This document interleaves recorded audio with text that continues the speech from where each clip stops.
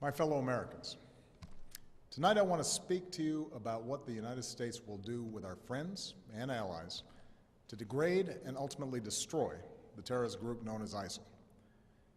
As Commander-in-Chief, my highest priority is the security of the American people. Over the last several years, we have consistently taken the fight to terrorists who threaten our country. We took out Osama bin Laden and much of al-Qaeda's leadership in Afghanistan and Pakistan. We've targeted al-Qaeda's affiliate in Yemen and recently eliminated the top commander of its affiliate in Somalia.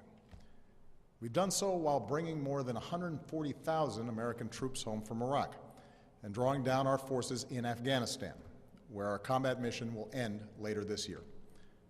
Thanks to our military and counterterrorism professionals, America is safer.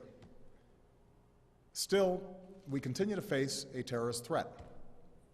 We can't erase every trace of evil from the world, and small groups of killers have the capacity to do great harm. That was the case before 9/11, and that remains true today. And that's why we must remain vigilant as threats emerge.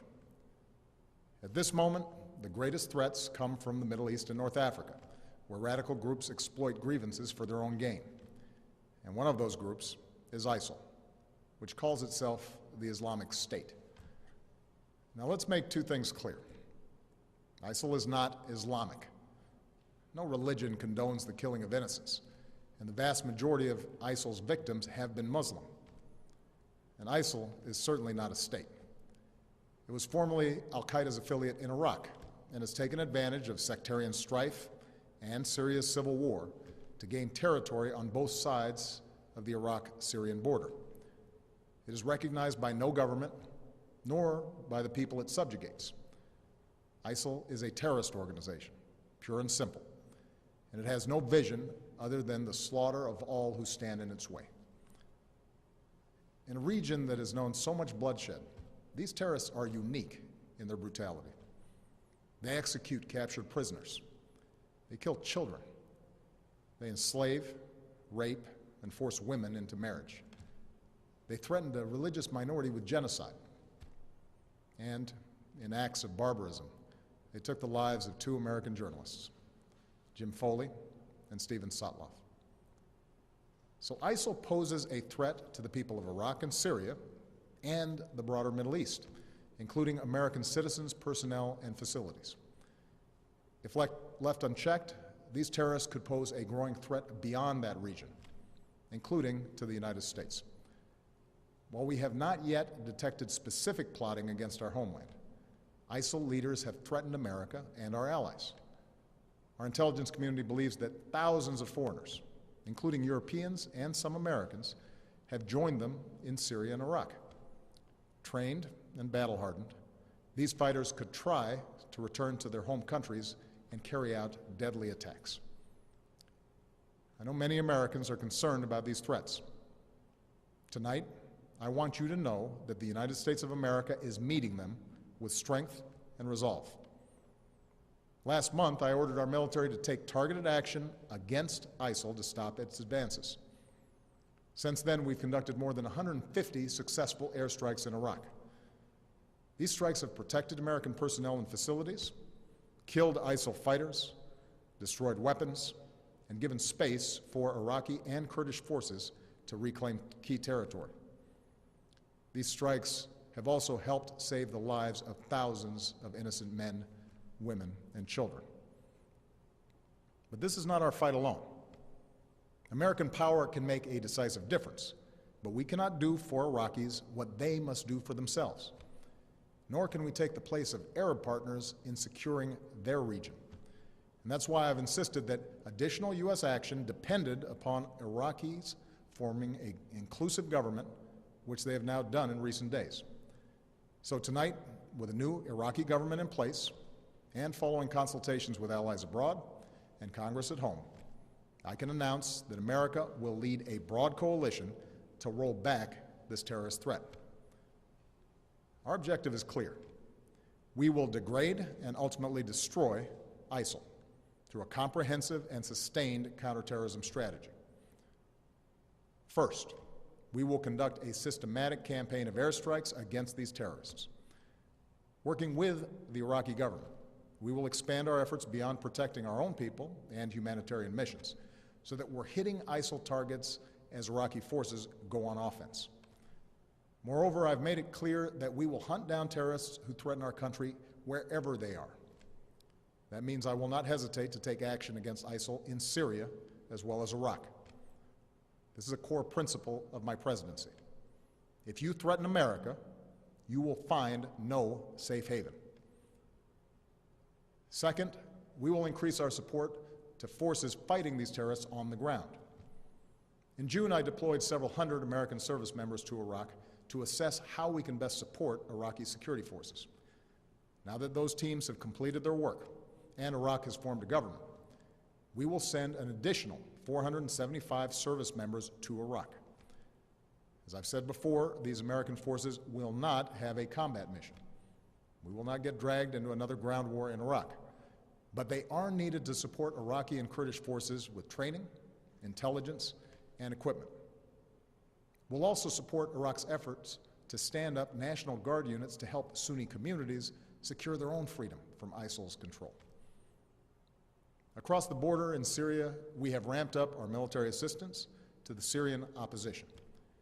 Tonight, I call on Congress again to give us additional authorities and resources to train and equip these fighters. In the fight against ISIL, we cannot rely on an Assad regime that terrorizes its own people, a regime that will never regain the legitimacy it has lost. Instead, we must strengthen the opposition as the best counterweight to extremists like ISIL, while pursuing the political solution necessary to solve Syria's crisis once and for all. Third, we will continue to draw on our substantial counterterrorism capabilities to prevent ISIL attacks. Working with our partners, we will redouble our efforts to cut off its funding, improve our intelligence, strengthen our defenses, counter its warped ideology, and stem the flow of foreign fighters into and out of the Middle East. And in 2 weeks, I will chair a meeting of the UN Security Council to further mobilize the international community around this effort. Fourth, we will continue to provide humanitarian assistance to innocent civilians who've been displaced by this terrorist organization. This includes Sunni and Shia Muslims who are at grave risk, as well as tens of thousands of Christians and other religious minorities. We cannot allow these communities to be driven from their ancient homelands. So this is our strategy. And in each of these 4 parts of our strategy, America will be joined by a broad coalition of partners. Already, allies are flying planes with us over Iraq, sending arms and assistance to Iraqi security forces and the Syrian opposition, sharing intelligence and providing billions of dollars in humanitarian aid. Secretary Kerry was in Iraq today, meeting with the new government and supporting their efforts to promote unity. And in the coming days, he will travel across the Middle East and Europe to enlist more partners in this fight, especially Arab nations who can help mobilize Sunni communities in Iraq and Syria to drive these terrorists from their lands. This is American leadership at its best. We stand with people who fight for their own freedom, and we rally other nations on behalf of our common security and common humanity. My administration has also secured bipartisan support for this approach here at home. I have the authority to address the threat from ISIL, but I believe we are strongest as a nation when the President and Congress work together. So I welcome congressional support for this effort in order to show the world that Americans are united in confronting this danger. Now, it will take time to eradicate a cancer like ISIL. And any time we take military action, there are risks involved, especially to the servicemen and women who carry out these missions. But I want the American people to understand how this effort will be different from the wars in Iraq and Afghanistan. It will not involve American combat troops fighting on foreign soil. This counterterrorism campaign will be waged through a steady, relentless effort to take out ISIL wherever they exist using our air power and our support for partners' forces on the ground. This strategy of taking out terrorists who threaten us while supporting partners on the front lines is one that we have successfully pursued in Yemen and Somalia for years, and it is consistent with the approach I outlined earlier this year, to use force against anyone who threatens America's core interests, but to mobilize partners wherever possible to address broader challenges to international order. My fellow Americans, we live in a time of great change.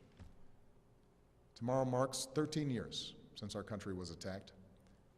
Next week marks 6 years since our economy suffered its worst setback since the Great Depression. Yet, despite these shocks, through the pain we felt and the grueling work required to bounce back, America is better positioned today to seize the future than any other nation on earth. Our technology companies and universities are unmatched. Our manufacturing and auto industries are thriving. Energy independence is closer than it's been in decades. For all the work that remains, our businesses are in the longest uninterrupted stretch of job creation in our history, despite all the divisions and discord within our democracy. I see the grit and determination and common goodness of the American people every single day, and that makes me more confident than ever about our country's future. A broad American leadership is the one constant in an uncertain world. It is America that has the capacity and the will to mobilize the world against terrorists. It is America that has rallied the world against Russian aggression and in support of the Ukrainian people's right to determine their own destiny. It is America, our scientists, our doctors, our know-how that can help contain and cure the outbreak of Ebola. It is America that helped remove and destroy Syria's declared chemical weapons so that they can't pose a threat to the Syrian people or the world again. And it is America that is helping Muslim communities around the world, not just in the fight against terrorism, but in the fight for opportunity and tolerance and a more hopeful future. America, our endless blessings bestow an enduring burden. But as Americans, we welcome our responsibility to lead. From Europe to Asia, from the far reaches of Africa to war-torn capitals of the Middle East, we stand for freedom, for justice, for dignity. These are values that have guided our nation since its founding. Tonight, I ask for your support in carrying that leadership forward. I do so as a commander-in-chief who could not be prouder of our men and women in uniform. Pilots who bravely fly in the face of danger above the Middle East, and service members who support our partners on the ground. When we helped prevent the massacre of civilians trapped on a distant mountain, here's what one of them said: "We owe our American friends our lives. Our children will always remember that there was someone who felt our struggle and made a long journey to protect innocent people." That is the difference we make in the world. And our own safety, our own security, depends upon our willingness to do what it takes to defend this nation and uphold the values that we stand for. Timeless ideals that will endure long after those who offer only hate and destruction have been vanquished from the earth. May God bless our troops, and may God bless the United States of America.